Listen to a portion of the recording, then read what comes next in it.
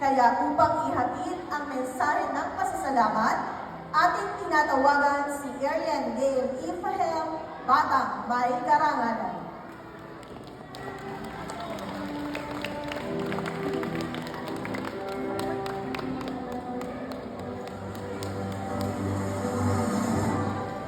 Good day, everyone.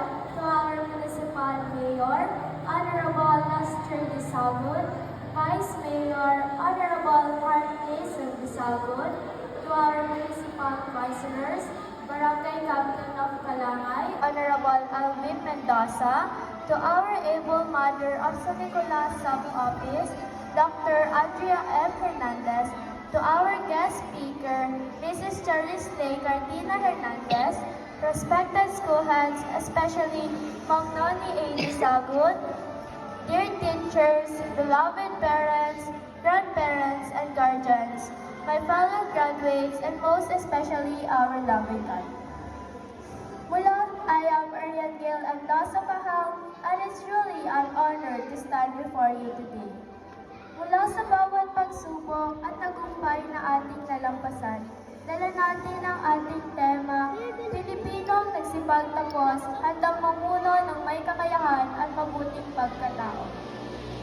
Hindi lang ito tungkol sa pagtatapos, ito ay tungkol sa handa nating harapin ang susunod na yugto ng ating buhay bilang mga responsableng mamamayan.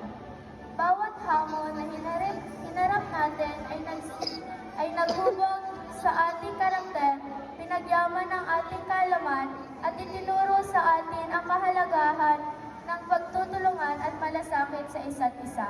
Bilang mga mag-aaral ng Kalangay Elementary School, natutunan natin na ang tunay na tagumpay ay hindi lamang nasusukat sa medalya o marka, kundi sa ating kakayahang mamuno ng may integridad, kabutihang puso at pananagutan sa kapwa.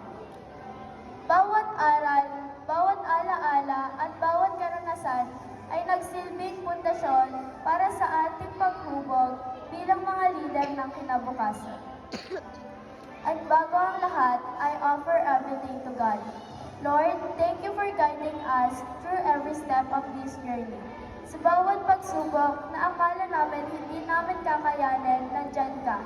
Sa bawat pagkakataon na gusto na namin sumuko, ikaw ang nagbigay ng lakas sa amin upang magpatuloy. You were our strength in our weakest moment, our hope in times of doubt, and our light in the darkest day. Everything we achieve today, we offer it all back to you. To our dear school principal, Ma'am Noni A. Disagun, thank you for your leadership and dedication. You created a school that became our second home, a place where we felt safe, supported, and inspired to grow. Because of you, we didn't just learn academically but also grew as individuals, preparing us to become Pilipino handang mamuno ng may kakayahan at mabuting pagkatao. Your vision, guidance, and unwavering support have shaped not just our education, but also our hearts and minds as young leaders of tomorrow. To our dear teachers, thank you will never be enough. Thank you po sa inyong patience, sa walang sawang pagtuturo, kahit minsan kami ay maingay, makulit at pasaway. Hindi lamang po kayo nagturo ng lesson sa libro. You taught us how to be strong, face challenges, and believe in ourselves. You shaped not just our minds but also our character. Your encouragement and faith in us, even in moments of doubt, will forever stay with us. We will carry your lesson wherever we go, hindi lang sa isip, kundi pati sa puso, ready to lead with both skill and good hearts. To our beloved parents, grandparents, and guardians, kahit ano sabihin ko, tila hindi pa rin sapat para masuklian ang lahat ng ginawa ninyo para sa amin. Behind every achievement we receive today, kayo po talaga ang dahilan. Thank you for all the sacrifices, the long days and the hidden struggle you bore silently for our future. Sa bawat pagising ng maaga, sa bawat simpleng kumain ka ng mga, lahat po na iyon ay hindi namin makakalimutan.